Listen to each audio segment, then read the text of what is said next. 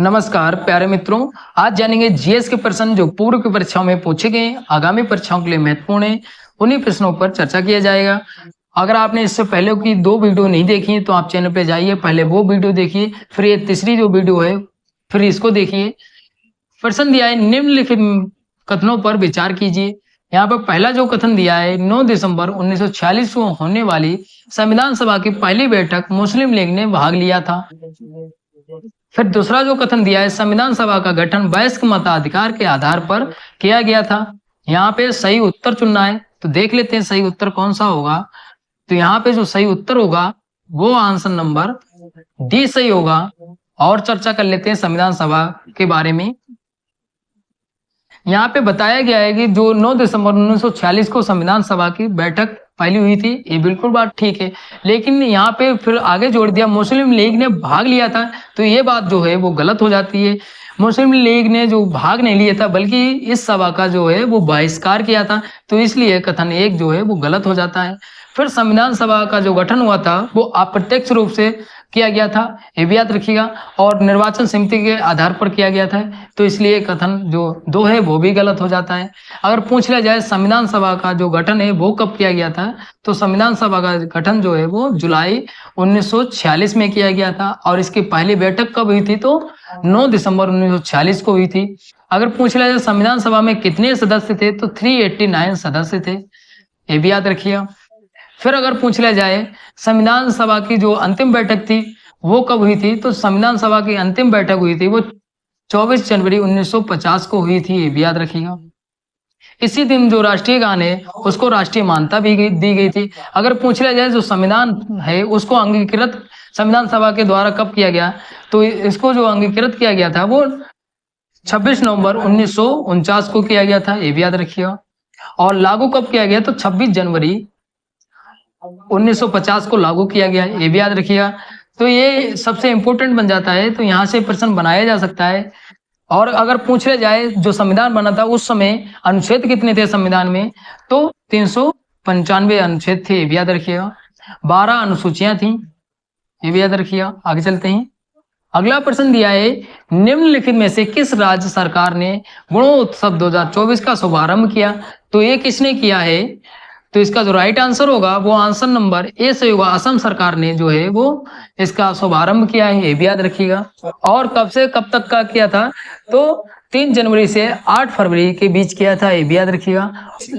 और ये उत्सव जो है वो शुभारंभ किस लिए किया गया था, तो 40 लाख छात्रों का मूल्यांकन जो था उसके लिए आरंभ किया गया था, ये भी याद रखिएगा। आगे चलते हैं। अगला प्रश्न दिया महत्वपूर्ण प्रश्न है, काफी बार परीक्षाओं में पूछा गया है और हर बार लगभग पूछा जाता है। प्रश्न दिया है लॉर्ड मेयो के बारे में निम्नलिखित कथनों पर विचार कीजिए। पहला यहाँ पे जो कथन दिया है ये भारत के 5वें वायसराय थे। फिर दूसरा दिया है भारत में प्रथम जनगणना लॉर्ड मेयो के शासनकाल में हुई थी। फिर तीसरा जो कथन दिया है इनकी मृत्यु 8 फरवरी 1972 को पोर्ट ब्लेयर में हुई थी, इन्हें डबलिन में दफनाया गया था। फिर चौथा कथन दिया है लॉर्ड मेयो 1873 से 1876 के बीच भारत के गवर्नर जनरल रहे थे। यहाँ पे पूछा है कि सही उत्तर चुनना है, तो यहाँ पे देख लेते हैं सही उत्तर कौन सा होगा। तो इसका जो राइट आंसर हो जाएगा वो आंसर नंबर सी सही होगा। 2 और 3 जो कथन है वो बिल्कुल ठीक है। अगर इनका शासनकाल पूछ लिया जाए कब से कब तक था, तो शासनकाल जो था वो 1869 से 72 तक था। 1869 से 1872 तक इनका शासनकाल था। अगर वायसराय पूछ लिया जाए कौन से नंबर के थे, तो चौथे नंबर के थे। और कथन नंबर 1 में बताया गया है कि ये 5वें वायसराय थे, तो कथन नंबर 1 और 4 जो है वो गलत हो जाता है। आगे चलते हैं। अगला प्रश्न दिया निम्नलिखित में से कौन सा कथन 1833 के चार्टर अधिनियम के प्रावधानों से संबंधित है, तो यहाँ पे जान लेते हैं। देखिए पहला जो कथन दिया है कंपनी को चाय व्यापार चीन के साथ व्यापार पर एकाधिकार की अनुमति दी गई। फिर दूसरा जो कथन दिया है कंपनी को चाय व्यापार चीन के साथ व्यापार पर 10 वर्षों के लिए एकाधिकार की अनुमति दी गई। फिर तीसरा जो कथन दिया है कंपनी के चाय व्यापार चीन के साथ व्यापार को समाप्त कर दिया गया। तो यहाँ पे कथन सही चुनना है, तो यहाँ पे देख लेते हैं कथन कौन सा सही होगा। तो इसका जो राइट आंसर होगा वो आंसर नंबर बी सही होगा। 3 जो कथन है बिल्कुल ठीक है। जो चाय व्यापार चीन के साथ व्यापार की अनुमति, बल्कि चार्टर एक्ट में 1833 जो चार्टर एक्ट था उसमें समाप्त की गई थी, ये भी याद रखिएगा। चाय का जो व्यापार था चीन के साथ, ये भी याद रखिएगा। फिर इससे पहले जो 1813 का जो चार्टर एक्ट था उसमें बताया गया था कि जो चाय और अफीम का है उसको जो चीन की कंपनियां उसको छोड़ के अन्य कंपनियों का एकाधिकार था वो समाप्त कर दिया गया था, ये भी याद रखिएगा। आगे चलते हैं। अगला प्रश्न दिया है, बंद अर्थव्यवस्था शब्द का अर्थ अर्थव्यवस्था से है। तो यहाँ पे अर्थ पूछा है, बंद अर्थव्यवस्था क्या होती है ये पूछा है कुल मिला के। तो यहाँ पे जो राइट आंसर हो जाएगा वो आंसर नंबर बी सही होगा। ना तो निर्यात होता है और ना ही आयात होता है, ये बंद अर्थव्यवस्था का अर्थ होता है, ये भी याद रखिए। और थोड़ा सा जान लेते हैं इसके बारे में। जो बंद अर्थव्यवस्था होती है वो आमतौर पर जो अन्य देश हैं उसके साथ व्यापार नहीं करता है और ना ही उसका वित्तीय आदान प्रदान होता है। इसलिए कुल मिला के ये होता है कि ना तो आयात होगा और ना ही निर्यात होगा, ये बंद अर्थव्यवस्था का अर्थ होता है, ये भी याद रखिए। आगे चलते हैं। अगला प्रश्न दिया, महत्वपूर्ण प्रश्न है, काफी बार परीक्षाओं में पूछा गया है। प्रश्न दिया है, निम्नलिखित को सम्मिलित कीजिए। एक तरफ आपके पुरस्कार दिए, एक तरफ संबंधित क्षेत्र दिए, तो जान लेते हैं कौन सा यहाँ पे सही विकल्प होगा। तो यहाँ पे जो दिया है शांति स्वरूप भटनागर पुरस्कार जो है वो किससे संबंधित है? तो ये जो है संबंधित वो विज्ञान से संबंधित है। फिर मान बुकर पुरस्कार जो है वो किससे संबंधित है? तो ये साहित्य से संबंधित है। फिर ग्रैमी पुरस्कार जो है वो किससे संबंधित है? तो ग्रैमी जो पुरस्कार है वो संगीत से संबंधित है। फिर एमी अवार्ड्स जो है वो किससे संबंधित हैं? तो ये जो है वो टेलीविजन उद्योग से संबंधित हैं। तो यहाँ पे सही उत्तर चुनना है, तो देख लेते हैं सही उत्तर कौन सा होगा। तो इसका जो राइट आंसर हो जाएगा वो आंसर नंबर सी सही होगा। आंसर नंबर सी सही होगा। आगे चलते हैं। अगला प्रश्न दिया, निम्नलिखित कथनों पर विचार कीजिए। यहाँ पे कथन दिए हैं। पहला जो कथन दिया है, भारत में जंगली एशियाई हाथियों की सबसे अधिक आबादी, इसके साथ ही भारतीय राज्यों में हाथियों की सबसे अधिक संख्या महाराष्ट्र में है। फिर दूसरा दिया है, international union for conservation of nature की रेड लिस्ट के अनुसार इसे विलुप्त प्राय के रूप में वर्गीकृत किया गया है। तो यहाँ पे सही उत्तर चुनना है, तो देख लेते हैं सही उत्तर कौन सा होगा। तो इसका जो राइट आंसर हो जाएगा वो आंसर नंबर बी सही होगा। आंसर नंबर बी सही होगा। केवल 2 जो कथन है वो बिल्कुल ठीक है। अगर एशियाई हाथियों की संख्या सबसे अधिक पूछ ली जाए कहाँ पे, तो ये महाराष्ट्र में नहीं बल्कि कहाँ है, तो कर्नाटक में है। तो यहाँ पे कथन नंबर 1 जो है वो गलत हो जाता है। आगे चलते हैं। अगला प्रश्न दिया, महत्वपूर्ण प्रश्न है, प्रश्न पूछा भी जा चुका है और आगामी परीक्षाओं के लिए भी महत्वपूर्ण है। प्रश्न दिया है, निम्नलिखित कथनों पर विचार कीजिए। यहाँ पे कथन दिए हैं। पहला जो कथन दिया है, 106वां संविधान संशोधन अधिनियम महिलाओं के लिए लोकसभा राज्य विधानसभाओं में 33% आरक्षण के प्रावधान से संबंधित है। फिर दूसरा जो कथन दिया है, भारत के पुराने संसद भवन को अब संविधान सदन का नाम दिया गया है। फिर तीसरा जो कथन दिया है, वैश्विक नवाचार सूचकांक 2023 में भारत की रैंकिंग 132 देशों में 40वीं है। यहाँ पे सही उत्तर चुनना है, तो इसका जो राइट आंसर हो जाएगा वो आंसर नंबर डी सही होगा। तीनों जो कथन है बिल्कुल ठीक है। प्रश्न सेम इसी तरीके से पूछा जा सकता है। यहाँ पे जो रैंकिंग नवाचार की दी है 2023 की, ये हटा के 2024 की पूछी जा सकती है। बाकी जो कथन है वो बिल्कुल ऐसे सेम टू सेम पूछे जा सकते हैं। तो महत्वपूर्ण प्रश्न है। अगर आप जो 33% जो आरक्षण महिलाओं को दिया गया है लोकसभा और राज्य विधानसभाओं में, उसके बारे में स्पेशली वीडियो देखना चाहते हैं तो मैंने पहले से चैनल पे अपलोड कर रखी है। उसमें बाकायदा कौन से अनुच्छेद में बताया गया है और कितनी ST में है, इन सभी के बारे में संपूर्ण जानकारी दी है। अगर आपने उस वीडियो को देख लिया तो जो भी 106वां संविधान संशोधन है उसके बारे में अगर कहीं से भी प्रश्न बनेगा तो उससे बच के नहीं जाएगा। तो आप वो वीडियो जरूर देखिएगा। अगला प्रश्न दिया है, औद्योगिक अल्कोहल के संबंध में निम्नलिखित कथनों पर विचार कीजिए। पहला कथन दिया है, उद्योग विकास और विनिमय अधिनियम 1951 केंद्र सरकार को औद्योगिक अल्कोहल को विनियमित करने की शक्ति प्रदान करता है। फिर दूसरा कथन दिया है, औद्योगिक अल्कोहल को उच्च मात्रा में मेथनॉल जैसे योजक होते हैं जो इसे विषारत बनाते हैं। यहाँ पे सही उत्तर चुनना है। तो इसका जो राइट आंसर हो जाएगा वो आंसर नंबर सी सही हुआ। दोनों जो कथन है बिल्कुल ठीक है। आगे चलते हैं। अगला प्रश्न दिया है, महत्वपूर्ण प्रश्न दिया है, निम्नलिखित राज्यों के गठन का सही क्रम क्या है। यहाँ पे राज्य दिए हैं 4 और इनका गठन कब कब हुआ है तो ये पूछा है। तो अगर पूछ लिया जाए हरियाणा का गठन कब हुआ था तो हरियाणा का 1966 में हुआ था। फिर अगर नागालैंड का अगर देख लें तो नागालैंड का जो हुआ था वो 1963 में हुआ था। फिर अगर सिक्किम का देखें तो सिक्किम का जो हुआ था वो 1976 में हुआ था। फिर मेघालय का अगर देखें तो मेघालय का 1972 में हुआ था। तो सबसे पहले कौन सा आना चाहिए तो नागालैंड, मतलब 3 नंबर पे। और 3 जो है वो डी वाले में ही केवल दिया, तो डी वाला ऑप्शन जो है वो बिल्कुल ठीक हो जाएगा। आगे चलते हैं। अगला प्रश्न दिया, महत्वपूर्ण प्रश्न है। प्रश्न दिया है, भारत के स्वतंत्रता संग्राम के दौरान की निम्नलिखित घटनाओं को काल अनुक्रमिक क्रम में व्यवस्थित कीजिए। यहाँ पे घटनाएं दी हैं, उसका काल क्रम में व्यवस्थित करना है। तो यहाँ पे 4 घटनाएं दी हैं। तो यहाँ पे वर्ष पूछा है, कौन से वर्ष में कौन सी घटना हुई थी। तो यहाँ पे होम रूल लीग आंदोलन जो हुआ था वो कब हुआ था तो ये 1916 में। सूरत विभाजन जो हुआ था वो 1907 में। खेड़ा सत्याग्रह जो हुआ था वो कब हुआ था तो ये जो हुआ था 1918 में। मार्ले मिंटो सुधार जो आंदोलन हुआ था वो कब हुआ था तो ये जो हुआ था वो 1909 में।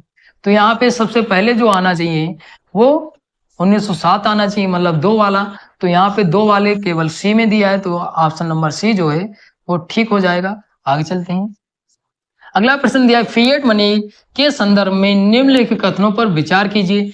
पहला कथन दिया है, ये एक मुद्रा है जिसे सरकार ने वैध मुद्रा घोषित किया है। अगला कथन दिया है, हाइपर इन्फ्लेक्शन के दौरान इसका मूल्य बढ़ जाता है। अगला कथन दिया है, ये एक भौतिक वस्तु द्वारा समर्थित होती है।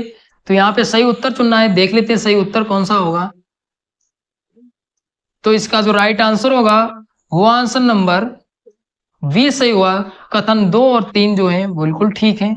अगला प्रश्न दिया, निम्नलिखित कथनों पर विचार कीजिए। यहाँ पे कथन दिए हैं। पहला कथन दिया, भारत का सबसे बड़ा कानूनी अधिकारी अटॉर्नी जनरल है। फिर दूसरा दिया है, राज्य का सबसे बड़ा कानूनी अधिकारी एडवोकेट जनरल है। तो यहाँ पे सही उत्तर चुनना है। तो यहाँ पे सही उत्तर देख लेते हैं कौन सा होगा।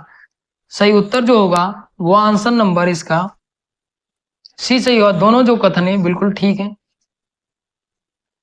जो अटॉर्नी जनरल जो होता है उसकी अगर नियुक्ति पूछ लिया जाए तो अनुच्छेद 76 के तहत बताया गया है, ये भी याद रखिएगा।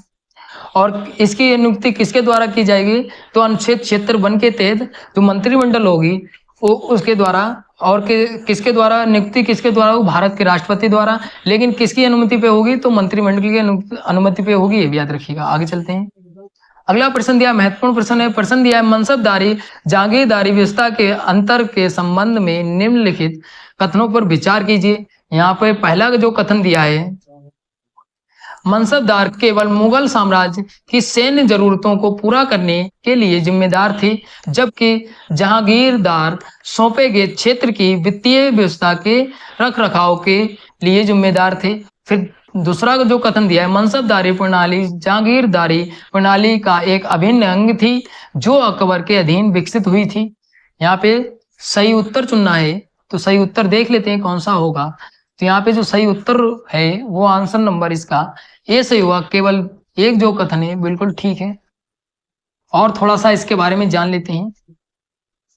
जो मनसबदार था वो सैन्य पृष्ठभूमि के लोगों के होते थे और जिन्हें छोटे छोटे क्षेत्रों में मुखिया बनाया जाता था, ये भी याद रखिए।